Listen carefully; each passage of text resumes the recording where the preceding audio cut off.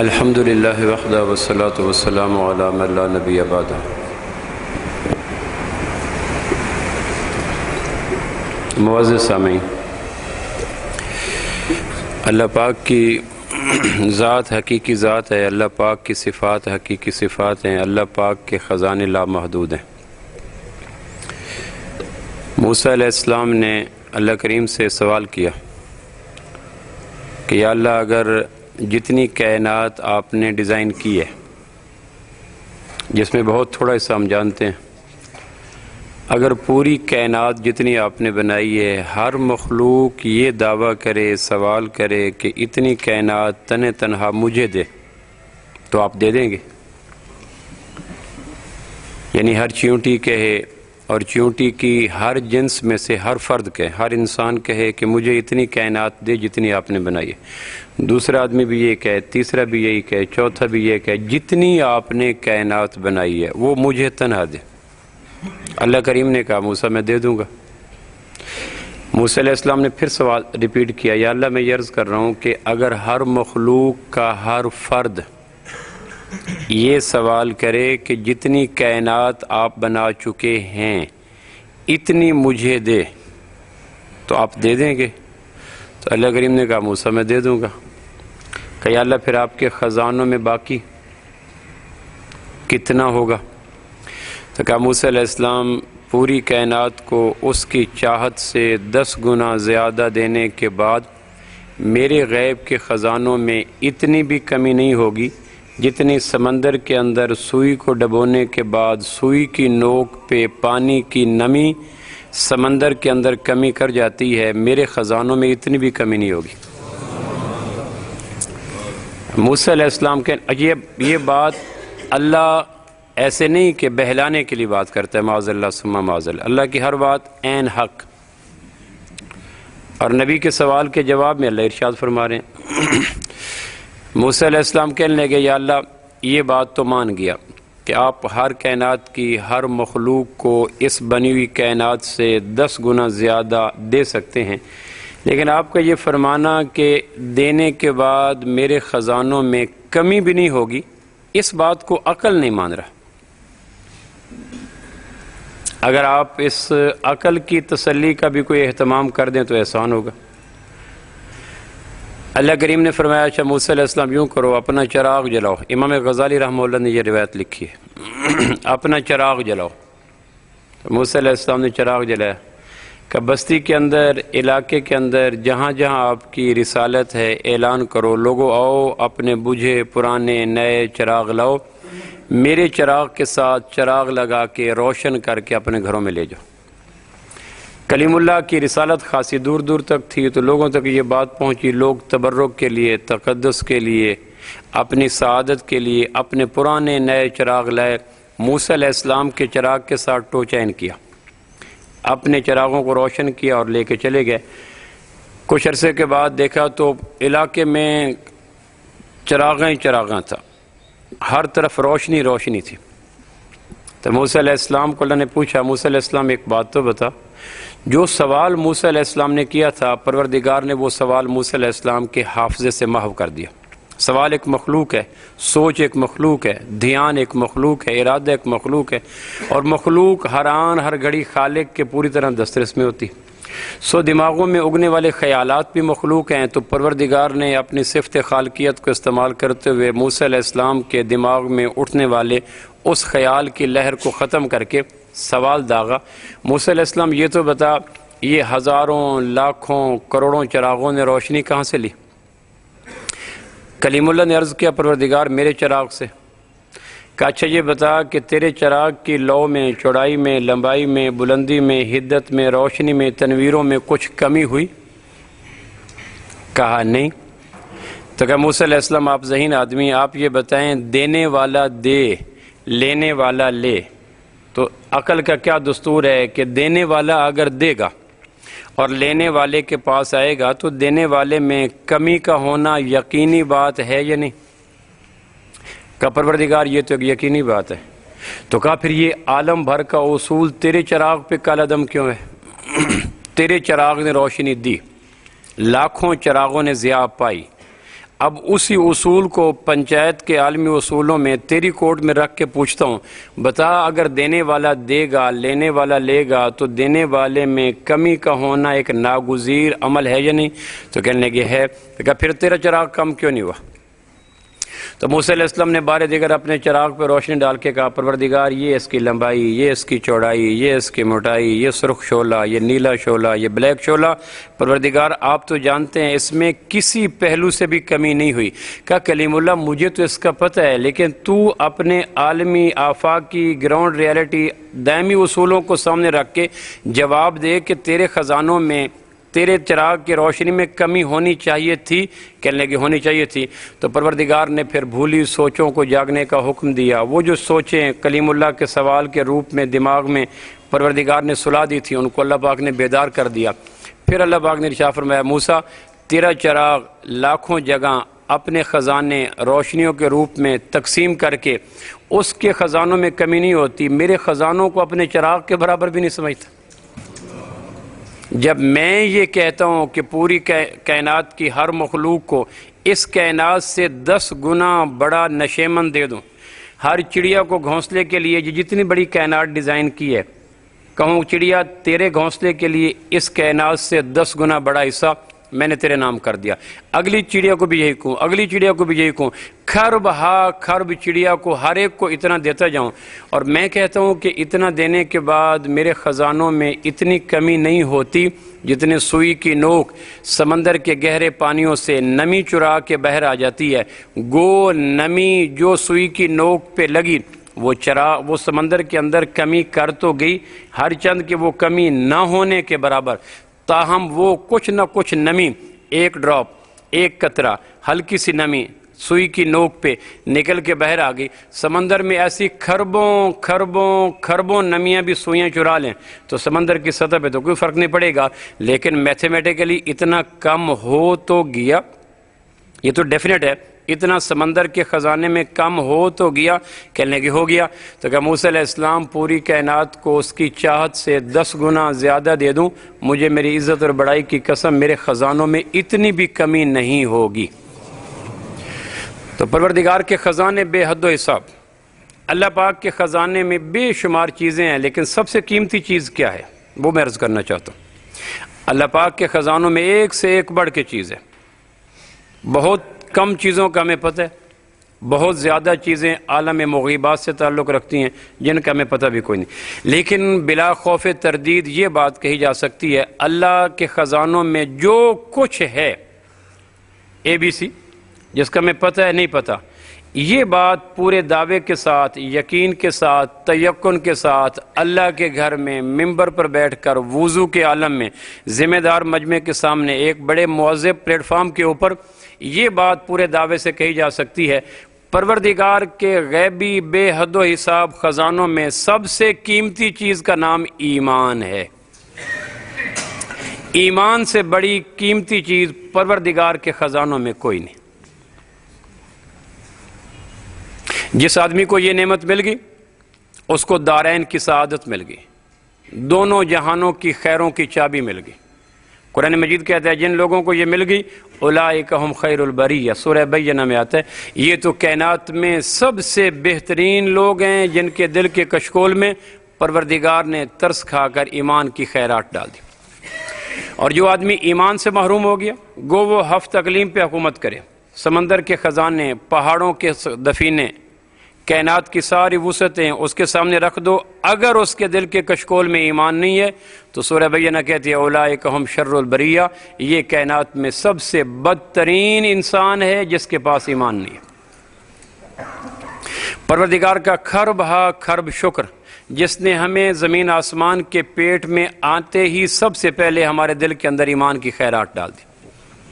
ایسی مائیں ملی، ایسی گود ملی جن کی لوریوں میں اللہ اللہ کی آوازیں تھیں، پیدا ہوتی ایک کان میں اذان آئی، دوسرے کان میں تکبیر آئی، لو پروردگار کی قدرت نے مسکرا کے کہا امت احمد کے مسلمانوں مبارک ہو، میں نے اپنے غیب کے خزانوں کی سب سے قیمتی چیز بغیر تردد کے تمہارے دل میں نے خود منتقل کر دیا۔ حدیث پاک میں آتا ہے، ابن سیرین نے بھی لکھا ہے، ابن کثیر نے بھی لکھا ہے، ابو اللیث سمرقندی رحمہ اللہ نے بھی لکھا ہے، قیامت والے دن پروردگار جب کچھ مسلمان دوزخ میں پڑے ہوں گے تو ان کو کافر تانا دیں گے، الم تکونوا مسلمین، تو مسلمان نہیں ہو؟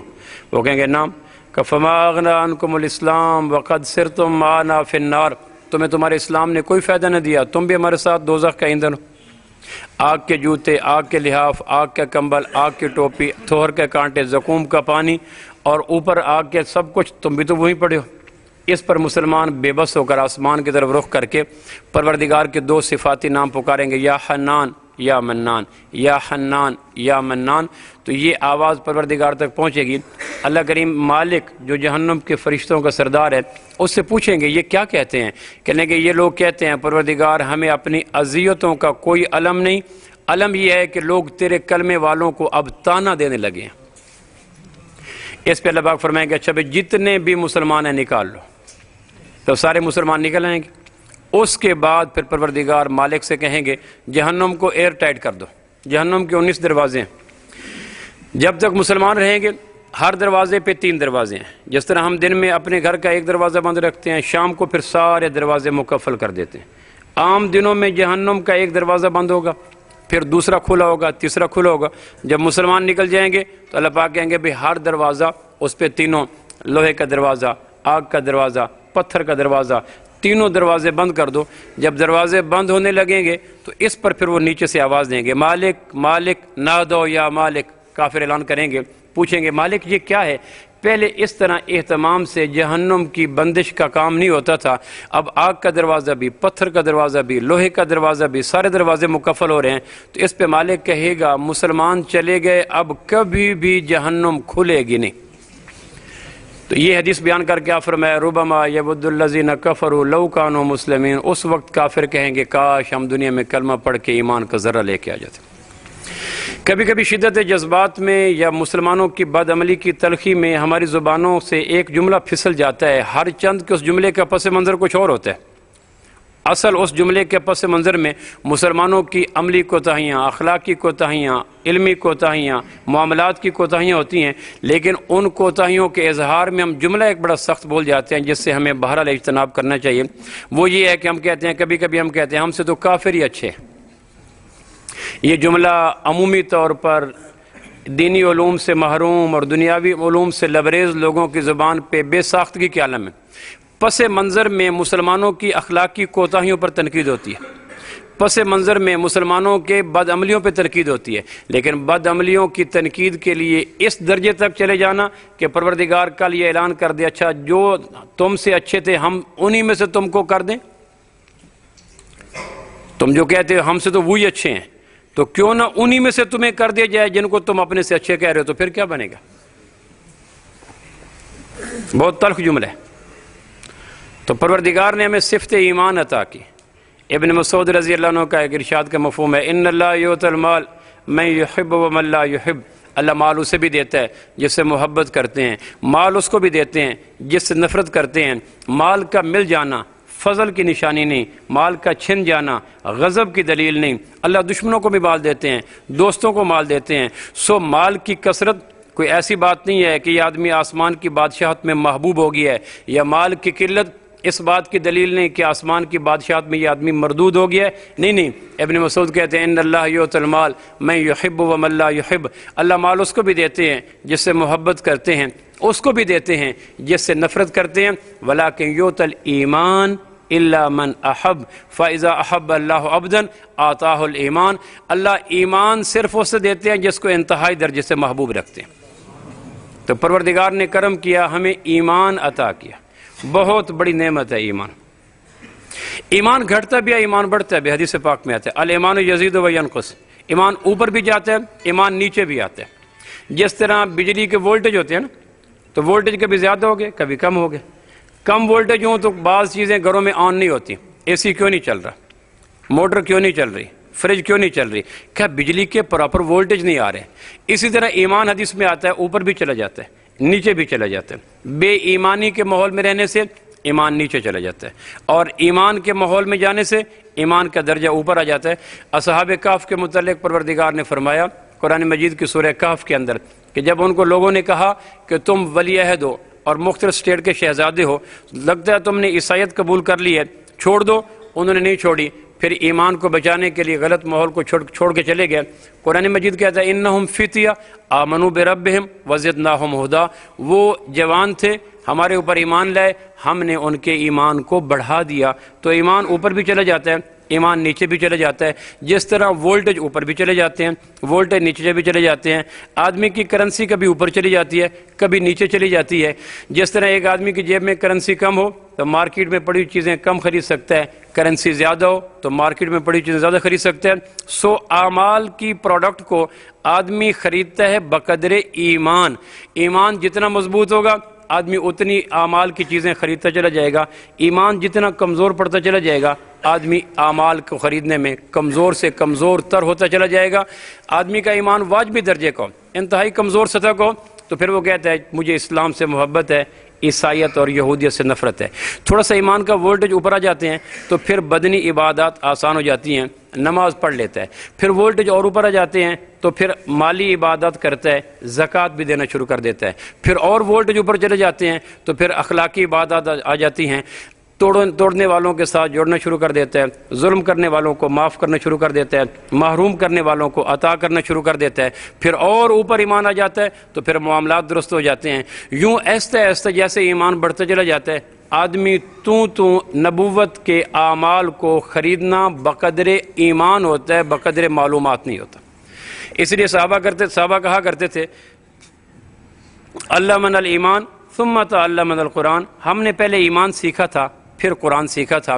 ایمان مضبوط ہو تو آدمی اعمال لے سکتا ہے۔ ہر آدمی جو اعمال نہیں لیتا اس سے پوچھیں اعمال پہ آپ کو کوئی تنقید ہے؟ آپ زکوٰۃ کیوں نہیں دیتے؟ بیٹیوں کا حق کیوں نہیں دیتے؟ سود کیوں نہیں چھوڑتے؟ جھوٹ کیوں نہیں چھوڑتے؟ آلات موسیقی کیوں نہیں توڑتے؟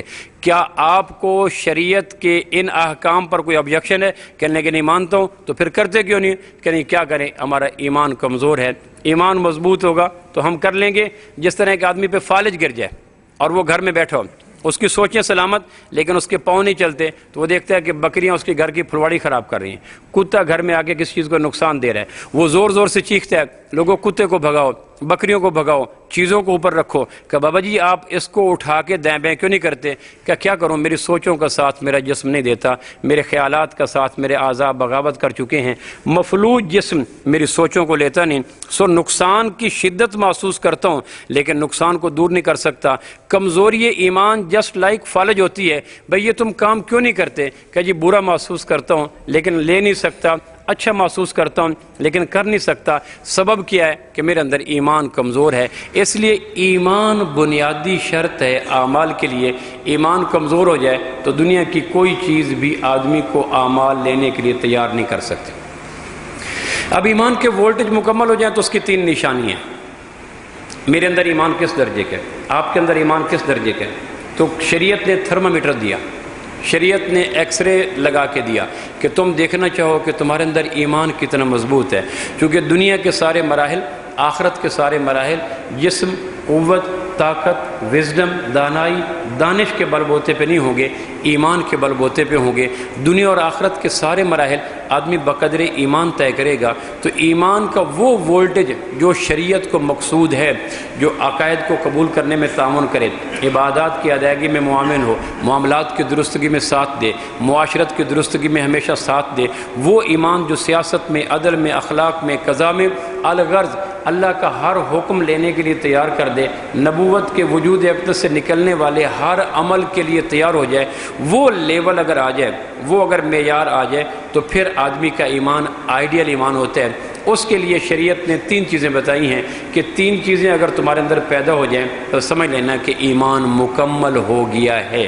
اور اگر وہ 3 چیزیں پیدا نہ ہوں تو پھر اپنے ایمان کی تجدید کرنا، ایمان کی اوور ہالنگ کرنا، ایمان کو رینیو کرنا، ایمان کو طاقتور بنانا، ایمان کو دھونا۔ کیوں؟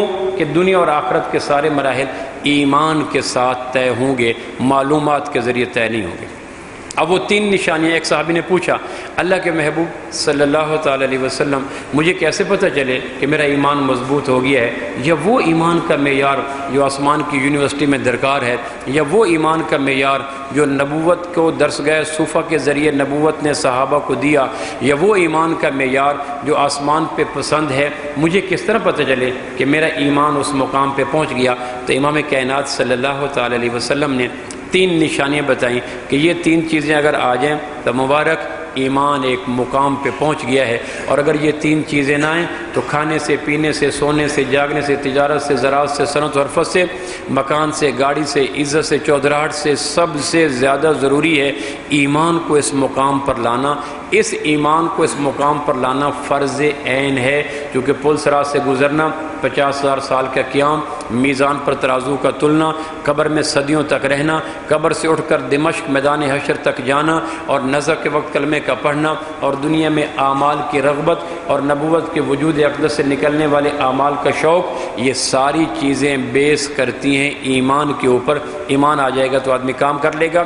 اب سوال یہ ہے کہ ایمان کی وہ تین نشانیاں، وہ نبوت نے نشانیاں ایسی عطا کی جس کو غریب امیر، پڑھ لکھا ان پڑھ، بوڑھا جوان، تاجر کاشتکار اور پروفیسر، ڈاکٹر، انجینئر، راجپوت، گجر، ارائیں، چودھری، خان مار، سیٹھ، ایم این اے، ایم پی اے، جنرل، کرنل، کوئی بھی آدمی اگر خود فریبی کا شکار نہ ہو، اپنے آپ کو دھوکہ نہ دے، خلوت کے لمحوں میں اپنی بصیرت بصارت کو کام میں لائے، تو نبوت کی عطا کردہ لیبارٹری کبھی جھوٹ نہیں بولتی، ہر انسان کی دسترس میں ہے۔ لو بھئی وہ تین چیزیں سنو، اور پھر گھر میں جا کے خلوت میں، دوران گفتگو بھی، خلوت میں بھی، مرنے سے پہلے پہلے اس مقام پہ آنا فرض عین ہے۔ تو پوچھا گیا اللہ کے محبوب کیسے پتہ چلے کہ میرا ایمان معیاری ہو گیا، میرا ایمان اضطراری نہیں ہے، میرا ایمان معیاری ہے، آئیڈیل ہے؟ تو نبوت کی زبان اقدس سے جواب ملا، تین علامات پیدا ہوں گی۔ اگر ایمان معیاری ہو جائے گا تو آٹومیٹیکلی آدمی کے اندر وہ تین چیزیں پیدا ہو جائیں گی۔ شوگر والوں سے پوچھو شوگر کی علامات کیا ہوتی ہیں، ہیپیٹائٹس والوں سے پوچھو کینسر کی اس کی علامات کیا ہوتی ہیں، کینسر والوں سے پوچھو اس کی علامات کیا ہوتی ہیں۔ کمزوری ایمان کی علامات کا نشاندہی نبوت کر سکتی ہے یا آسمانی علم کر سکتا ہے۔ دنیا کا کوئی کیمسٹری، فزکس، باٹنی، زالوجی پڑھنے والا، ایگری کا طالب علم، کسی درسگاہ کا طالب علم ایمان کی قوت یا کمزوری کے بارے میں کوئی آئیڈیا نہیں دے سکتا۔ یہ آئیڈیا صرف آسمانی کتابیں یا نبی عطا کر سکتا ہے۔ لو بھائی وہ تین چیزیں کون سی ہیں؟ تو آپ صلی اللہ علیہ وسلم فرمایا اگر تمہارا ایمان مضبوط ہو گیا، معیاری ہو گیا، اللہ کی نگاہ میں پسندیدہ ہو گیا، تو پہلی نشانی یہ ہوگی التجافی عن دار الغرور۔ پہلی نشانی یہ ہے کہ دھوکے کے گھر سے تمہارا جی اچاٹ ہو جائے گا۔ دنیا کو پروردگار نے دھوکہ کا، ہر آدمی کے گرد و پیش دنیا پھیلی ہوئی ہے، ہر آدمی اگر حاصل کر نہ سکے تو تمنا ضرور کرتا ہے۔ دنیا اور دنیا دار، دنیا اور پھیلے ہوئے نقشے، دنیا اور اس کا اسباب، اس کو دیکھنے کے بعد دل کبھی جھوٹ نہیں بولتا، دماغ بیسیوں بہانے اختیار کر لیتا ہے، لیکن دل کو کہاں قبول دماغوں کے فیصلے۔ دل تو محبتوں کے قبیلے کا فرد ہے۔ جب کسی کی کار دیکھیں، گھر دیکھیں، مکان دیکھیں، گاڑی دیکھیں، بینک بیلنس دیکھیں، عہدہ دیکھیں، ڈیزینیشن دیکھیں، لاٹو بچوں کی آوازیں دیکھیں، لش پش دیکھیں، تو دل کے اوپر خیال کریں کہ دل ان چیزوں کو دیکھنے کے بعد کیا رد عمل ظاہر کرتا ہے۔ اگر دل ان سے بے نیازی کرے، بے رغبتی کرے، بے اعتنائی کرے، بے پرواہی کرے، اور کوئی اس طرف للچائی ہوئی نگاہوں سے، تھکی ہوئی نگاہوں سے، چاہت کی نگاہوں سے، تمناؤں کی نگاہوں سے اس جیسا بننے کی یا وہ چیزیں لینے کی اگر دل بے نیازی میں ہو تو مبارک ہو، یہ وہ ایمان ہے جو آسمان میں مطلوب ہے۔ دھوکے کے گھر سے جی کا اونچاٹ ہو جانا، یہ پہلی نشانی ہے مضبوط ایمان کی۔ آپ اندازہ کریں ایک گاہک کو پتہ چل جائے یہ دھوکہ منڈی ہے، یہاں تاجر ہر مال دیتے ہیں دھوکے والا، اگر وہ اس منڈی میں چلا بھی جائے، دکاندار اس کو اپنی پروڈکٹ کی لمبی چوڑی تعریف بھی کریں، اور اگر وہ ڈیڈ شور ہو کہ یہاں ہر چیز دھوکہ ہے تو وہ کبھی نہیں لے گا۔ بے شک دکاندار اس کو جتنا پالش کرے، جتنا بیوٹیفائی کرے، جتنا اس کی پبلسٹی کرے، جتنی اس کی تشہیر کرے، فضائل کا زمین آسمان کے کلابے ملا دے، وہ کہے گا نہیں مجھے پتہ ہے تمہاری ہر چیز دھوکہ ہے، تم نے پیتل کے اوپر سونے کا پانی چڑھا رکھا ہے، تم نے نقلی چیزوں کو اس طرح پریزنٹیشن دی ہے کہ وہ اصلی لگ رہی ہیں۔ جس گاہک کو پتہ ہو یہ بازار، یہ محلہ، یہ دکان دھوکہ ہی دھوکہ ہے تو وہ کبھی اس سے مال نہیں لیتا۔ پروردگار جس نے دنیا کا بازار سجایا، اس نے کہا فلا تغرنکم الحیات الدنیا ولا یغرنکم باللہ الغرور۔ لوگوں جس نے یہ دنیا سجائی ہے وہ یہ کہہ رہا ہے کہ یہ دھوکہ ہے، مکڑی کا جالا ہے، مچھر کا پر ہے، فریب نظر ہے، یہاں ہر چیز دھوکہ ہے۔ میں تمہیں کہہ رہا ہوں، اللہ کہتا ہے میں تمہیں کہہ رہا ہوں اس کے دھوکے میں نہ آنا۔ دنیا کی ہر چیز سراسر اول تا آخر دھوکہ ہی دھوکہ ہے، حقیقت کوئی نہیں۔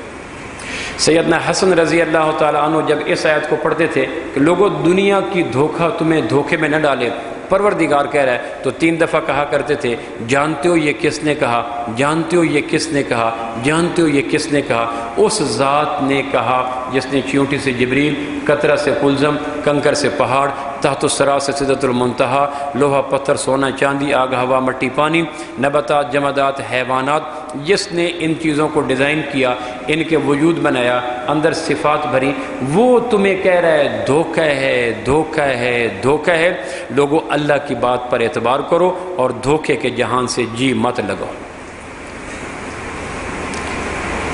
حضرت ابو ہریرہ رضی اللہ کو حضور علیہ السلام نے ہاتھ پکڑا کہ ابو ہریرہ آج تمہیں دنیا کے دھوکے سے نکالنے کی بات بتاؤں۔ آسمان سے جتنی کتابیں اتری دنیا کے دھوکے کو واضح کرنا ان کا بنیادی مضمون تھا۔ جتنے انبیاء اور نبی ہے ان کا بنیادی سبجیکٹ یہ تھا کہ لوگوں کو دنیا کے دھوکے سے آگاہ کرنا۔ ابو ہریرہ آج تمہیں دنیا کی حقیقت بتاؤں۔ پھر آپ علیہ السلام مدینہ کے جنگل میں لے گئے، ایک لاش پڑی تھی، پھٹے ہوئے کپڑے پڑے تھے، کچھ گندگی کے ڈھیر پڑے تھے۔ آپ فرمایا ابو ہریرہ یہ کپڑے وہ ہیں جو زرق برق لباس ہوا کرتے تھے، ہواؤں نے ان کی دھجیاں بکھیر دیں۔ یہ گندگیاں وہ ہیں جس کو لوگ دکانوں سے چن چن کے چیزوں کو کھاتے تھے، آج اس میں تعفن پھیل گیا۔ یہ وجود وہ ہیں جو انا ولا غیری کا دعویٰ کرتے تھے، میں ہی میں ہوں، میرے علاوہ کون ہے؟ آج ان کے وجود بکھر گئے، بال جھڑ گئے، آنکھوں سے بینائی غائب ہو گئی، تعفن پڑ گیا، وجود بے وقت ہو گیا۔ ابو ہریرہ انسانوں کا انجام یہ ہوتا ہے، غذا کا انجام یہ ہوتا ہے، کپڑوں کا انجام یہ ہوتا ہے۔ ابو ہریرہ کبھی بھی دنیا کے دھوکے میں مت آنا۔ دنیا ہاروت اور ماروت سے بڑی جادوگر ہے، جو اس کے دھوکے میں آ گیا وہ ایمان کو لیے بغیر دنیا کبھی اس پہ راضی نہیں ہوتی۔ عیسیٰ علیہ السلام ایک جگہ سے گزرے تو دیکھا تو لوگوں کی لمبی لائن لگی ہوئی تھی۔ کہنے لگے یہ کیا لائن لگا رکھی ہے؟ کہنے لگے ایک خوبصورت عورت ہے، زیورات میں سجی ہوئی ہے، ہر آدمی اس کے ساتھ نکاح کرنا چاہتا ہے۔ وہ کہتی ہے مجھے آ کے اپنا انٹرویو دو، جو مجھے پسند آئے گی میں اس کے ساتھ نکاح کر لوں گی۔ ہر آدمی جاتا ہے، پھر وہ دوسرے راستے سے چلا جاتا ہے، واپس آ کر بتاتا کوئی نہیں، ابھی تک کوئی آدمی اس کے معیار پہ پورا نہیں اترا۔ حضرت عیسیٰ علیہ السلام کہنے لگے کہاں ہے؟ انہوں نے کہا وہ لائن کے سرے پر خاتون بیٹھی ہے، زیورات میں لدی ہوئی، قیمتی لباس پہنا ہوا ہے، عمدہ پوشاکیں زیب تن کی ہوئی، اور اپنے آپ کو آراستہ پیراستہ کر کے مجمع کی طرف پیٹھ کر کے رخ آگے کر کے بیٹھی تھی۔ تو عیسیٰ علیہ السلام جب آگے سے گئے وہ اچانک بپھری، عیسیٰ علیہ السلام کو دیکھا تو پھر وہ سہم کے سکڑ گئی، اور عیسیٰ علیہ السلام نے آگے جا کے دیکھا تو منہ میں دانت نہیں تھے، آنکھوں سے گندگی نکل رہی تھی، بدبو کے بھبوکے نکل رہے تھے، سر سے گنجی تھی، آنکھیں دھسی ہوئی تھی، وجود بے نور تھا، چہرہ بے رونق تھا، تعفن تعفن، گندگی گندگی۔ تو عیسیٰ علیہ السلام نے اس کو دیکھ کے کہا تو نے یہ کتنا بڑا دھوکہ دیا، لوگوں کو تو نے اپنی پشت دکھلائی، عمدہ لباس دکھلائے، بہترین جولری دکھلائی، عمدہ پوشاک دکھلائی، اور جو تیرا فرنٹ پوز آ کے دیکھ لے، تیری آنکھوں کو، ناک کو، چہرے کو دیکھ لے، وہ تیرے اوپر تھوکنا گوارا نہ کرے، تمہیں سلام گوارا نہ کرے، تخیل میں تنہائی میں تیرے تصور کو لاتے ہوئے بھی اس کو وومٹ آئے کہ کتنی گندی شکل تھی، تو کون ہے؟ تو کہنے لگے عیسیٰ علیہ السلام سچی بات یہ ہے کہ میں دنیا ہوں، اس طرح دھوکے سے لوگوں کو قابو کرتی ہوں۔ اس کے ایک ہاتھ میں خنجر تھا، کہنے لگے لوگوں کو میں پیٹھ دکھلاتی ہوں، پاگل لوگ، دیوانے لوگ، نبیوں کی بات نہ ماننے والے، آسمانی کتابوں پہ ایمان نہ لانے والے،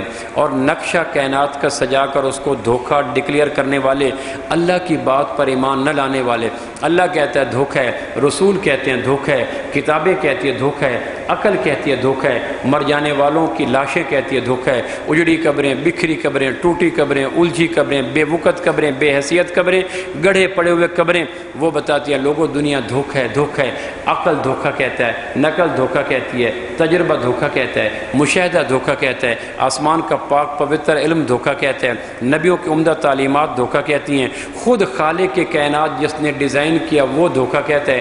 لوگ جو اتنے بڑے دھوکے کو بھی، اتنی بڑی ذاتوں کو نہیں مانتے، پھر بھی میری طلب میں دیوانہ وار پیچھے آ کے کھڑے ہوتے ہیں، مجھے یہ عورت ملنی چاہیے، حلال سے ملے حرام سے ملے، جائز سے ملے ناجائز سے ملے، پاک سے ملے ناپاک سے ملے، اخلاقی قانون ذبح کر دوں، قریبی رشتہ داروں کو بے وقت کر دوں اور نبیوں کی تعلیم کو چھوڑ دوں، مجھے یہ ملنا چاہیے۔ جب یہ لوگ میری پیٹھ دیکھ کر اور میری پشت دیکھ کر اور لش پش میرے چمکدار ملبوسات کو دیکھ کر قریب آتے ہیں، آگے آتے ہیں، میرے اوپر نظر ڈالتے ہیں، میرے ہاتھ میں خنجر ہے۔ عیسیٰ علیہ السلام نے دیکھا وہ خنجر بدست تھی اور خنجر سے خون کے قطرے گر رہے تھے۔ جب وہ قریب آتے ہیں، میری شکل دیکھتے ہیں، آنکھوں میں بدبو، منہ سے گندگی، ناک سے گندگی، چہرے پہ بے رونقی، سر سے گنجا پن، تعفن ہی تعفن، تو جب اس سے پہلے کہ میری حقیقت سے آگاہ ہوں، یہ میں خنجر پکڑتی ہوں، ان کے دل میں مارتی ہوں اور ایمان کو ذبح کر دیتی ہوں۔ جب ایمان ذبح ہو جاتا ہے تو پھر وہ میرے متعلق کوئی شکایت کی بات نہیں کر سکتے۔ جب کوئی میری مذمت کی بات کرتا ہے تو ان کی پیشانی پہ شکنیں ابھر آتی ہیں، طبیعت میں بوجھ آ جاتا ہے، ان کے اوپر ایک بوجھ کی کیفیت ہوتی ہے۔ میں خنجر مار کر ان کے ایمان کو ذبح کر دیتی ہوں۔ تو عیسیٰ علیہ السلام کہنے لگے میں جا کے حواریوں کو بتا دوں کہ دنیا کی حقیقت یہ ہے؟ تو وہ کہنے لگی آپ سے پہلے بھی بڑے نبی بتا بتا کے چلے گئے، آسمانی کتابیں بتلا بتلا کے چلی گئی۔ بہت تھوڑے لوگ تھے جو نبیوں کی بات پر ایمان لا کر وہ ٹریٹ کرتے تھے جس کی میں مستحق ہوتی تھی، ورنہ 90-95% لوگ تو میرے دھوکے میں آ جاتے تھے۔ عیسیٰ علیہ السلام نے آ کے حواریوں کو بتایا، لوگوں دنیا دار دین کے حوالے سے بقدر ضرورت دین لیتے ہیں اور لیکن دنیا کے حوالے سے پوری دنیا کے خواہش مند ہوتے ہیں۔ اے میرے حواریوں، تم دنیا کے اعتبار سے بقدر ضرورت دنیا لے لو اور دین کے اعتبار سے پورے دین کو لینے کی کوشش کرو۔ وہاں سے پلٹے تو ایک بستی الٹی پڑی تھی، لوگ گھروں میں بڑے بڑے تھے۔ حواریوں نے کہا لگتا ہے یہ ان کے گھروں میں عذاب آیا، جس وجہ سے ان کو قبریں بھی نصیب نہیں ہوئی، گور کن ان کو اٹھا کے دفن نہ کر سکے۔ کسی مردے کو زندہ کر کے پوچھیں تمہاری ہلاکت کا، بربادی کا سبب کیا تھا؟ تو عیسیٰ علیہ السلام نے شام کے وقت کھڑے ہو کے آواز دی، مر جانے والوں اپنا سبب ہلاکت بتاؤ، وجہ ہلاکت بتاؤ۔ گھر کے آنگن میں، اپنے ڈرائنگ روموں میں، عشرت گاہوں میں تمہاری لاشیں پڑی ہیں، لگتا ہے اچانک تمہارے اوپر کوئی عذاب آیا جس نے تمہیں سنبھلنے نہ دیا، قبروں میں پہنچنے نہ دیا۔ تدفین کرنے والے لوگ چھوڑے مت اور کچھ بھی نہیں، بتاؤ۔ تو ایک آدمی کھڑا ہوا، عیسیٰ علیہ السلام نے پوچھا بتاؤ تمہارے سبب ہلاکت کا سبب کیا تھا؟ تو وہ کہنے لگا ہم لوگ دنیا پہ اندھا گر چکے تھے، دنیا ہمارا سوچنے میں، کھانے میں، پینے میں، حتیٰ کہ ہمارے تعلقات کی بنیاد دنیا، لینے دینے کی بنیاد دنیا، عزت بے عزتی کی بنیاد دنیا۔ جس کے پاس دنیا ہوتی ہم عزت کرتے، جس کے پاس نہ ہوتی ہم دوسری انگلی کے تیسرے پورے تک سلام نہیں کرتے تھے۔ جب ہماری عزت بے عزتی کی بنیاد دنیا بن گئی، ملاپ اور جدائی کی بنیاد دنیا بن گئی، تعلقات توڑنے اور رکھنے کی بنیاد دنیا بن گئی، ہمارے اندر دنیا ہی دنیا گھس گئی، تو پروردگار نے پھر ہمیں زمین کے سینے کی بجائے زمین کا پیٹ ہمارے لیے مناسب سمجھا۔ عیسیٰ علیہ السلام نے کہا ہر آدمی دنیا سے محبت تو کرتا ہے، تمہارا محبت کرنے کا گراف کس مقام کو پہنچا کہ پروردگار نے تمہارے لیے ہلاکت ناگزیر کر دی کہ اب یہ لوگ اس قابل نہیں ہیں کہ زمین کے سینے پہ رکھا جائے، ان کو زیر زمین دفن کر دیا جائے۔ تو کہنے لگے کہ ہم دنیا سے اس طرح محبت کرتے تھے جس طرح ماں اپنے اکلوتے بیٹے سے محبت کیا کرتی ہے۔ بیٹا سامنے آتا ہے تو آنکھیں چمک اٹھتی ہیں، بیٹا چلا جاتا ہے تو اس کی آنکھوں میں بوجھ آ جاتا ہے۔ ہمیں دنیا ہی دنیا غرض تھی، کیسے ملے، کس طرح ملے، کس سے ملے، ہمیں اس سے کوئی غرض نہیں تھا۔ دنیا ملنا چاہیے۔ آپ اندازہ کریں کہ جب کراہتے ہوئے، چیختے ہوئے، روتے ہوئے مریض بھی جب گاہک کی حیثیت اختیار کر جائیں اور ڈاکٹر کراہتے ہوئے مریضوں کو، روتے ہوئے مریضوں کو، چیختے ہوئے مریضوں کو، پھٹے پرانے مریضوں کو، ٹوٹے ہوئے مریضوں کو بھی بحیثیت گاہک ڈیل کریں، یہ گاہک آ گیا، یہ گاہک آ گیا، تو پھر آسمان کے تارے بھی اس بستی کے بے دردی کے اوپر ماتم کریں تو کم ہے کہ انسان کی بیماری کو بھی بحیثیت گاہک ڈیل کرنا شروع کر چکے۔ لوٹے پیٹی بیوہ جس کے گھر میں حملہ ہو گیا اور بچیوں کی عزت تار تار کر دی گئی، اپنے انصاف کے لیے کسی کے پاس آتی ہے تو وکیل کے دل میں نرمی پیدا نہیں ہوتی، وہ اس کو بھی بحیثیت گاہک ڈیل کرتا ہے۔ جب لوٹے پیٹے لوگ بھی گاہک بن جائیں، ٹوٹے پھوٹے وجود بھی گاہک بن جائیں، زخمی اور بسمل قسم کے لوگ بھی گاہک بن جائیں، جب مریض بھی گاہک بن جائیں تو اس سے بڑے دنیا کی محبت کا عالم کیا ہو سکتا ہے؟ تو پہلی نشانی دل کے اندر ایمان اگر مضبوط ہو جائے تو یہ دنیا اور دنیا کے دھوکے سے جی اچاٹ ہو جاتا ہے. اور اگر یہ نہ ہو روز دنیا کی طلب، روز دنیا کی خواہش، دنیا سے بڑا دھوکہ اس کائنات میں کوئی نہیں. حضرت علی سے کسی نے پوچھا کائنات میں سب سے خوفناک چیز کیا ہے؟ فرمانے لگے لاش. کائنات میں سب سے دھوکہ کیا ہے؟ فرمانے لگے دنیا. کسی نے کہا لاش تو کچھ کہتی نہیں. کہا اچھا ایک رات پھر ڈیڈ باڈی کے پاس سو کے دیکھنا، تمہیں ابو طالب کے بیٹے کی بات کی صداقت سمجھ آ جائے گی. ڈیڈ باڈی اپنے خاموش وجود سے اتنے میسیجز کنوے کرے گی، اتنے پیغامات چھوڑے گی کہ تم ایک رات ایک گھنٹہ بھی لاش کے پاس لپٹ کر سونا گوارا نہیں کرو گے. حالانکہ تمہیں یقین ہوگا نہ کاٹے گی، نہ مارے گی، نہ کچھ نقصان دے گی، لیکن لاش کے اندر اتنا خوف قدرت بھر دیتا ہے. انہوں نے کہا سب سے بڑا دھوکہ، کہنے کہ سب سے بڑا دھوکہ دنیا ہے. اور اس دھوکے کو کتنے لوگ چلتے چلتے مر گئے. اب ہارون الرشید بادشاہ موت سے پہلے بغداد کے سفید محل کے اوپر لے کے گیا اس کو اپنا بیٹا مامون الرشید. کہنے لگا اچھا مجھے لے کے چلو. یہ وہ وقت تھا جب ہارون الرشید کی زندگی کا چراغ بجھ رہا تھا. جب بغداد کے سفید محل کی چھت پہ لے کے گئے اسے کچھ کپڑوں کے دھونے کی آواز آئی. کہنے لگے یہ آوازیں کیسی آ رہی ہیں؟ کہنے لگے ہمارے محل کے عقب میں شاہی دھوبی ہمارے پرانے کپڑوں کو دھو رہا ہے. کہنے لگے وہ منظر کس طرح؟ دریچہ کر کے مجھے دکھاؤ. تو 3 بر اعظموں کا بادشاہ نزع کے عالم میں اپنے دھوبی کو دیکھنے کے لیے اپنے سفید محل کی چھت پہ سوراخ کرا کے دیکھا تو دھوبی کپڑوں پہ صابن لگاتا ہے، پھر اس کو کپڑوں کو پتھر پہ پٹکتا ہے، پھر کھول کے اس کو معائنہ کرتا ہے. اگر کہیں داغ دھبا پھر نظر آتا ہے پھر اس پہ صابن لگاتا ہے، پھر اس کو دھوتا ہے، پھر پٹک کے صاف کر کے پانی سے نکالتا ہے. جب سارے داغ دھبے دھل جاتے ہیں تو اس کے چہرے کی تھکن دور ہو جاتی ہے، وہ اس کو کہیں دھوپ پہ پھیلا دیتا ہے. یہ منظر ہارون الرشید بنو عباس کے بادشاہ نے دیکھا تو کہنے لگے میری چارپائی پیچھے ہٹا لو. لے ہٹائی تو بچوں کی طرح بلک بلک کے رونے لگا، بلک بلک کے رویا. کہنے لگے ہم کتنے کم نصیب ہیں، ہم دھوکے کے جہان کو اپنا اصل گھر سمجھ بیٹھے. ہم سے تو اچھا یہ دھوبی تھا جو گندے کپڑے لیتا ہے، صابن لگا کر، کپڑوں پہ پٹک کر، پانی لگا کر، اس کو دھو کر گندے کپڑوں کی میل نکال دیتا ہے، ناپاک کپڑے پاک کرتا ہے، داغدار کپڑے صاف کرتا ہے، میلے کپڑے کے تانے بانے سے میل نکالتا ہے. کتنا اچھا دھوبی ہے، گندے کپڑے لیتا ہے اس کو صاف کر کے ریٹرن کرتا ہے. میں کتنا گندا انسان ہوں، پاک روح لے کے آیا تھا اللہ سے اور ناپاک روح لے کے جا رہا ہوں. یقیناً جنت میں پاک روح جائے گی، اللہ کہے گا اس کو پاک کرو. تو پاک کرنے کے لیے لانڈری جہنم میں لے کے جانا پڑے گا. جہنم کے فرشتے پٹکیں گے، آنکھوں کے دھبے، زبان کے دھبے، کان کے دھبے، دل و دماغ کے دھبے. نہ جانے ان اندھے اور بہرے فرشتے کیسے کیسے پٹکیں گے، کیسے کیسے صابن لگائیں گے، کیسے دہکتے ہوئے پانی کے اندر ڈالیں گے اور میرے وجود کے اندر چھپے ہوئے معصیت کے گناہوں کو دھو کر کہیں گے اللہ اب پاک ہو گئی ہے. یہ پاک ہونے کا پروسیس 1 کروڑ سال کا بھی ہو سکتا ہے، 1 خرب سال کا بھی ہو سکتا ہے، 1000 سال کا بھی ہو سکتا ہے، 1 منٹ کا بھی ہو سکتا ہے. لیکن جہنم کا 1 منٹ پوری کائنات کے ساری عمر سے عذاب سے زیادہ، کہیں زیادہ ہے. تو کہنے لگے ہم دنیا کے دھوکے میں آ گئے. بیٹے سے کہنے لگے بیٹا کبھی اپنے آپ کو بادشاہ نہ سمجھنا، اس بادشاہت کے چکر نے تیرے باپ کو اتنا دھوکے میں ڈالا کہ پاک روح لے کے آیا تھا، ناپاک روح لے کر پروردگار کے پاس جا رہے. تو پہلی چیز اگر اندر ایمان آ جائے تو دھوکے کے گھر سے جی اچاٹ ہو جاتا ہے، دھوکہ منڈی سے جی اچاٹ ہو جاتا ہے. دھوکے والے تاجروں کے بیچ میں کوئی بھی کسٹمر دیر ٹھہر نہیں سکتا، اس کو بوجھ ہوتا ہے، اس کو بوجھ ہوتا ہے، یہاں سے نکلنا چاہیے. اگر ایمان مضبوط ہو جائے تو آدمی کہتا ہے دھوکہ ہے، جوانی کے تعاقب میں بڑھاپا ہے، زندگی کے عقب میں موت ہے، خوشیوں کے پس پردہ دکھ ہیں، صبح کے پس پردہ منظر شام ہے، اور مال و دولت کے پس پردہ غربت ہے، صحت کے پیچھے بیماری ہے. دنیا کی کوئی چیز ایسی نہیں ہے جو دائمی ہو. دھوکہ دھوکہ دھوکہ. اور اگر ہم نہ بھی کہیں تو آسمان کی آیت پھر بھی کہہ رہی ہے لوگوں دنیا ایک دھوکہ ہے اور تمہارا رب کہہ رہا ہے دھوکے میں، شیطان کے مزین کرتی ہوئی چیزوں کے اندر دھوکے میں آ کر نزع کے وقت میں پریشان ہو کر میرے پاس مت آنا. تو ایمان اگر مضبوط ہو جائے تو دھوکے سے جی اچاٹ ہونا شروع ہو جاتا ہے. اور اگر نیا پلاٹ، نیا گھر، نئی گاڑی، نئی چیزیں، نئی کوٹھیاں اگر ان چیزوں میں لگ جائے تو نماز بھی نظر ثانی کے قابل ہے، روزہ بھی نظر ثانی کے قابل ہے، حج بھی نظر ثانی کے قابل ہے. اگر یہ چیزیں ہٹ کر جاتی اس کا پہلا ثبوت یہ ہوتا پھیلے ہوئے نقشوں سے جی اچاٹ ہونا شروع ہو جاتا.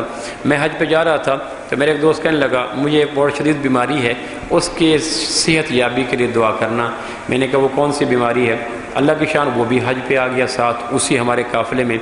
تو میں نے وہاں مکہ میں پوچھا کون سی بیماری ہے، میں بھی دعا کروں گا آپ بھی دعا کریں۔ کہنے کہ میں ہوں زمیندار آدمی، ہر سال جب زمین کی آمدن آتی ہے تو میری پہلی خواہش یہ ہوتی ہے کہ دائیں بائیں جو رقبہ بک رہا ہے وہ رقبہ ساتھ لے لوں، ادھر کا رقبہ 2 ایکڑ 4 ایکڑ 10 ایکڑ، حتیٰ کہ رقبہ لیتے لیتے اب میں فقیر محض ہو گیا ہوں، جیولری بیچ چکا ہوں، لوگوں کے گھر پہ سوال کرتا ہوں، مانگ مانگ کے تھک چکا ہوں، لہجہ فقیر ہو گیا ہے، انداز چاپلوسی کا ہو گیا ہے، لیکن ہر سال یہ رقبہ یہ رقبہ یہ رقبہ۔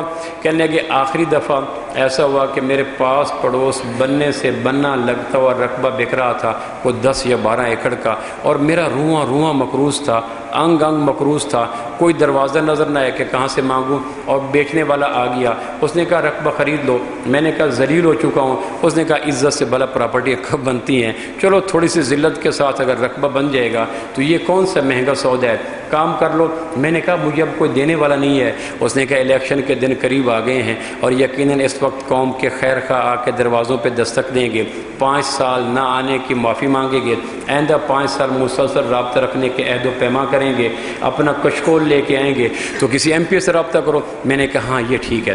اتفاقاً ایک ایم پی میرے رینج میں آ گیا، اس کو ووٹ ضرورت تھے، وہ بھی میرے پاس آ گیا۔ میں نے کہا مجھے 10 لاکھ چاہیے۔ اس نے کہا رانا صاحب خیریت تو ہے، اتنا آپ کا سینکڑوں ایکڑ رقبہ، میں نے کہا 7 والا رقبہ سیل آؤٹ ہو رہا ہے اور وہ رقبہ مل جائے گا، تو میرے پاس پیسے کوئی نہیں، تو بننے سے بننا لگتا اور رقبہ ہے۔ تو اس نے کہا رانا صاحب، بیٹے کو آواز دی کہ رانا صاحب کے لیے چیک بک لاؤ۔ وہ چیک بک لے کے آیا، اس کے اوپر اس نے سائن کیے اور چیک دے کے مجھے کہنے لگا رانا صاحب یہ چیک لے لو، رقبہ لے لو، لیکن بی شور یقین جانو بننے سے بننا لگنا کبھی ختم نہیں ہوگا۔ یہ 14 ایکڑ کے بعد پھر بھی بننا کھڑا ہے، 16 ایکڑ کے بعد پھر بھی بننا کھڑا ہے، نہ آگے راوی آئے گا، نہ آگے بحر اوقیانوس آئے گا، نہ چولستان کا ڈیزرٹ آئے گا، نہ آگے پیسیفک اوشن آئے گا، بننا پھر آگے چیخ رہا ہوگا۔ لہٰذا دھوکے کے گھر سے بچو اور حقیقت کے گھر پہ اعتبار کرو۔ زرار اصلی رضی اللہ کہتے ہیں رات کے پچھلے پیر برساتی سانپ کے ڈسے ہوئے آدمی کی طرح مولا کائنات سیدنا علی رضی اللہ عنہ رات کے پچھلے پیر گھر سے اٹھتے، مسجد میں آتے، اپنی داڑھی مبارک زمین پہ رگڑتے، اپنی رخسار رگڑتے دائیں بائیں، اور پھر آسمان کی طرف رخ کر کہتے اے وہ ذات جس نے آسمان کو زمین پہ روکا ہوا ہے، مہربانی کر دنیا کے دھوکے کو میرے اوپر گرنے سے روک لے۔ پھر کہا کرتے تھے یا دنیا یا دنیا الیہ تغررتی الیہ تشوفتی ہیہات ہیہات غری غیری قد تلقتک الثلاث آہن آہ من قلت الزاد وبعد السفر ووحشت الطریق۔ اے دنیا پیچھے ہٹ پیچھے ہٹ، ان کو طلاق دے جن کو، ان کو دھوکہ دے جن کو تجھے پتہ نہیں ہے۔ ہمیں ہمارے محبوب نے تیری اصلیت سے بتایا تھا، ہم تمہیں 3 طلاقیں دے چکے ہیں، ڈائیورس ہو چکی ہے، ہم اب چاہیں بھی تو تمہیں اپنے گھر نہیں لے سکتے۔ اوروں کو دھوکہ دے جن کے پاس آسمانی کلام نہیں ہے، ان کو دھوکہ دے جن کے پاس نبی رحمت کا ابھرتا ہوا پیغام نہیں ہے۔ ہمیں تیری حقیقت کا پتہ ہے۔ آہن آہ من قلت الزاد وبعد السفر ووحشت الطریق۔ ہائے ہے پیسہ کم ہے، سفر لمبا ہے، آنے والا زمانہ خوفناک ہے۔ اگر دھوکے کے گھر سے ہم دھوکے کی چیزیں لے کے چلے گئے تو مرتے ہوئے وہ افسوس ہوگا کہ آدمی کہے گا فرجنا نعمل صالحہ انا موقنون، اللہ لوٹا دے، میں تو پتھر کو ہیرے سمجھ کے آ گیا، میں تو پیتل کے اوپر گولڈن کلر کیے ہوئے ڈلی کو سونے کی ڈلی سمجھ کے آ گیا، میں تو سراب نظر کو بہتا ہوا چشمہ سمجھ کے آ گیا۔ پروردگار مہربانی کر لوٹا دے، تیرے نبی پر ایمان لایا۔ اللہ کہیں گے نہیں، نبی پر نہیں، آنکھ پر ایمان لایا ہے، نبی پر نہیں، مشاہدے پر ایمان لایا ہے، نبی پر نہیں، آنے والے ہولناک انجام پر ایمان لائے۔ اگر نبی پر ایمان لانا تھا تو جو باتیں اب ماتھے کی آنکھیں بتا رہی ہیں یہی باتیں نبی کی بصیرت نے تمہیں پہلے بتا دی تھی۔ تو پہلی نشانی دھوکے کے گھر سے جی کا اچاٹ ہو جانا۔ یہ تجربہ ہر آدمی کو ہر روز ہوتا ہے۔ گرد و پیش لش پش چیزیں چلتی ہیں تو آدمی اپنے دل پہ ایک نظر ڈالے، بڑا عہدہ، بڑی گاڑی، بڑا گھر، بڑا بینک بیلنس، ہٹو بچوں کی صدا پر دل کیا کرتا ہے؟ اگر دل دھک دھک ہو کے تیز ہو جاتا ہے، ویسا بننے کی کوشش کرتا ہے تو پھر علاج کی ضرورت ہے، اور اگر ایسا نہیں کرتا تو پھر شکر کی ضرورت ہے۔ 2 باقی چیزیں جس سے پتہ چل جاتا ہے کہ ایمان اندر اس لیول تک آ گیا، وولٹیج پورے ہو گئے، اس کے لیے میں انشاءاللہ اگلے جمعے بات عرض کریں گے۔ آپ حضرات سے آخری گزارش یہ کرتے ہیں، میں پہلے سوچا کرتا تھا کہ کتابوں سے مضمون ڈھونڈنا اور کتابوں سے لفظ ڈھونڈنا اور احادیث کے متن ڈھونڈنا اور آیات کا ترجمہ ڈھونڈنا یہ مشکل ہے، لیکن یقین جانو میری 7 دن کی کوشش اور ایک ایک کتابوں میں اترنا، لفظ مفہوم جمع واقعات کرنا یہ کہیں آسان ہے۔ ایک آدمی کو آپ کا جمعے پہ گھیر کے لانا میری 7 راتوں کے جاگ کر کتابوں سے مضامین نکلنے سے 1000 گنا مشکل کام ہے۔ یہ بات کا اندازہ مجھے تب ہوا جب مجھے خود کسی کو جمعے پہ لے کے آنا پڑ جائے تو یقین جانو مینڈکوں کو تولنا ہوتا ہے، ایک مینڈک کو رکھو دوسری سلپ ہو جاتی ہے، تیسری کو پکڑو چوتھی سلپ ہو جاتی ہے، دنیا بھر کے دھندے جمعے کے دن یاد آتے ہیں، یوں لگتا ہے کہ اگر میں اس دن نہ ہوا تو شاید زمین آسمان بن جائے، آسمان زمین بن جائے۔ اللہ آپ کو جزائے خیر دے، آپ محنت کرتے رہتے ہیں۔ مجھے پہلے زوم تھا کہ میری مشقت زیادہ ہے، لیکن جب عمل کی دنیا میں اتر کے دیکھا تو آپ کی مشقت میری مشقت سے 1000 گنا زیادہ قیمتی ہے۔ اپنی مشقت کو جاری رکھیے گا، ایک ایک آدمی کو لانے کی کوشش کیجیے گا، اللہ عمل کی توفیق نصیب۔